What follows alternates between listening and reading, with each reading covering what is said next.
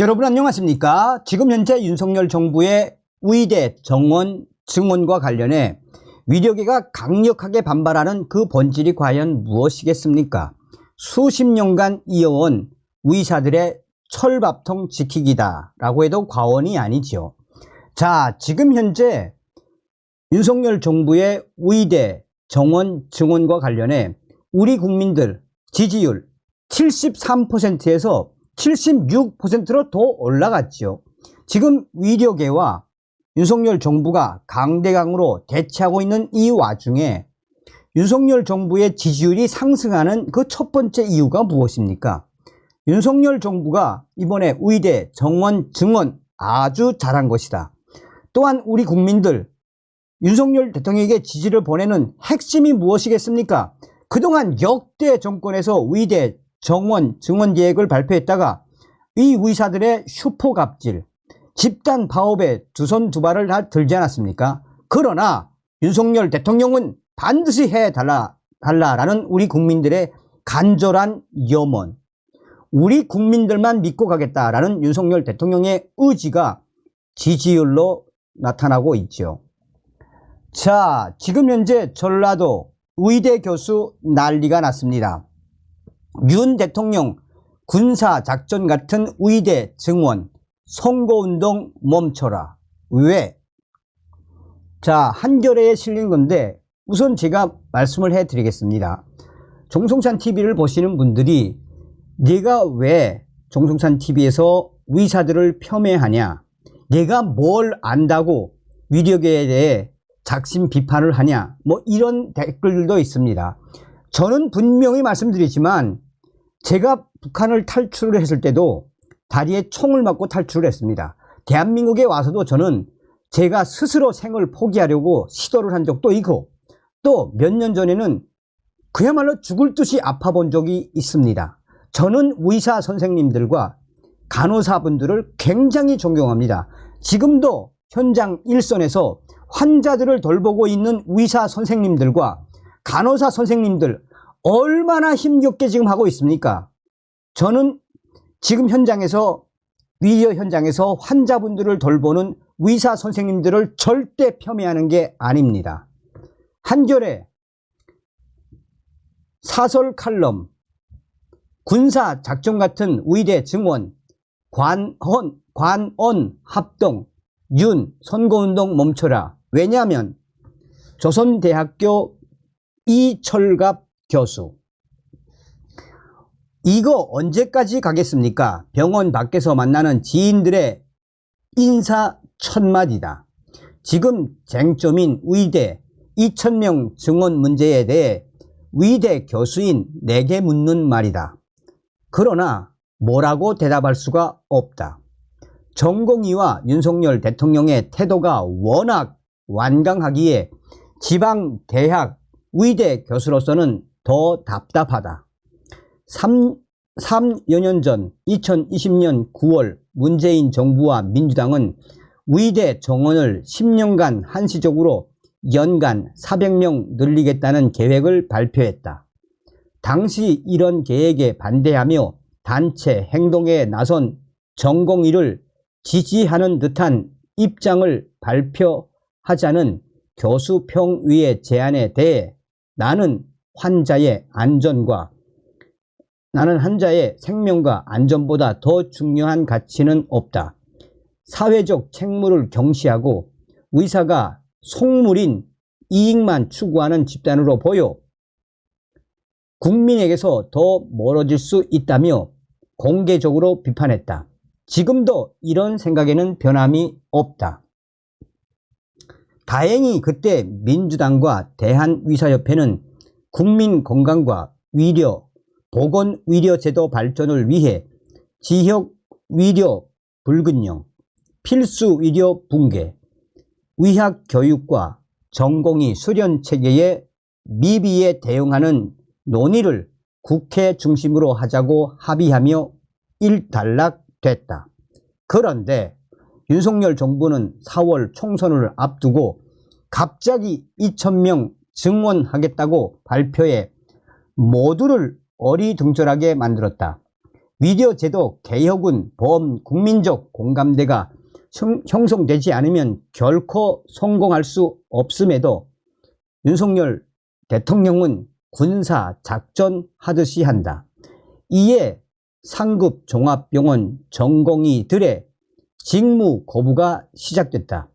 이런 사태가 발생할 것이 불을 보듯 뻔했기에 파업 유도설도 나오고 있다. 하지만 더 놀라운 것은 윤석열 대통령이 사회적 갈등을 더욱 증폭시키는 방향으로 계속 강경 대응하고 있는 것이다.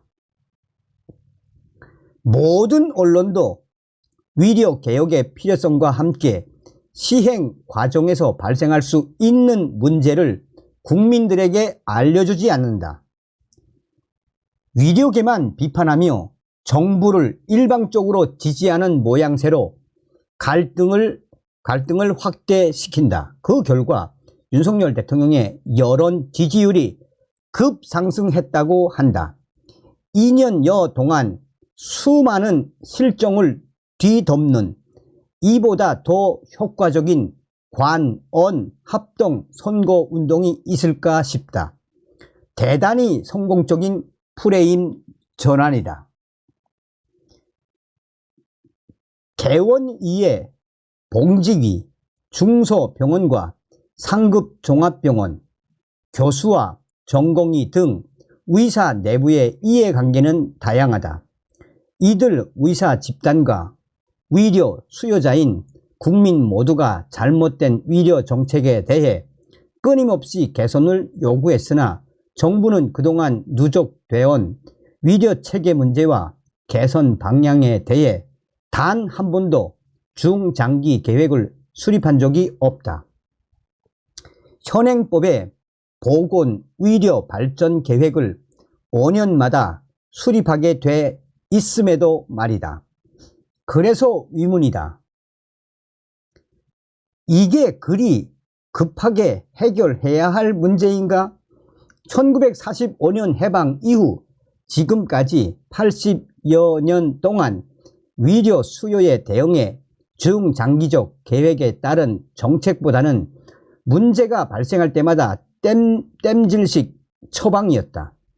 국민의 의료 소비 행태도 변하고 경제 사회적 구조 변동에 따라 젊은 의사들의 직업관도 바뀌어 지금과 같은 필수 의료 붕괴라는 결과를 만들어낸 것인데 이걸 단순히 의대 정원 확대로 해결할 수 있을까? 절대 아니다.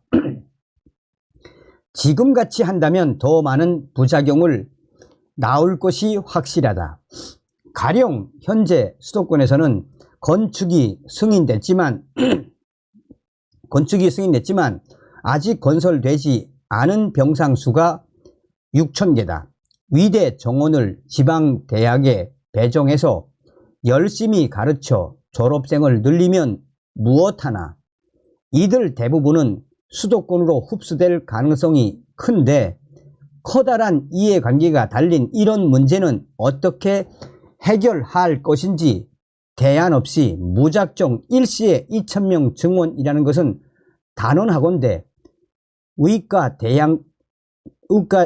대학만 아니라 이공계 대학 전체와 초, 중, 고 교육 및 사교육 시장까지 연쇄적으로 더 큰 문제를 일으킬 것이다.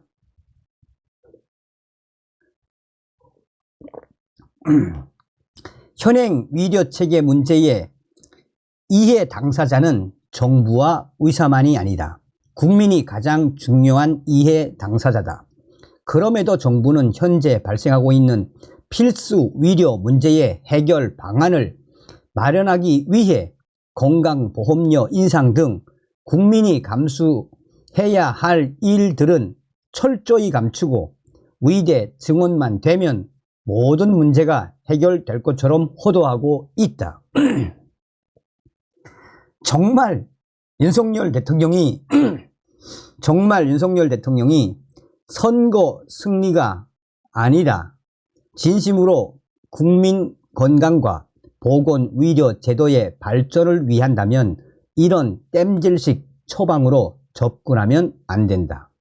필수 의료 붕괴와 지역 의료 불균형 해결을 점진적, 안정적, 구조적으로 접근할 수 있도록 법제화해 설령 정권이 바뀌더라도 의료개혁 정책이 일관성을 갖고 추진될 수 있도록 해야 한다. 그렇게 하려면 4월 이후 다음 국회에서 충분한 시간을 갖고 국민적 공감대를 만들어서 추진해야 한다. 물론 각 정당도 지금 당장 종합적인 의료개혁에 대한 비전과 정책을 제시해야 한다.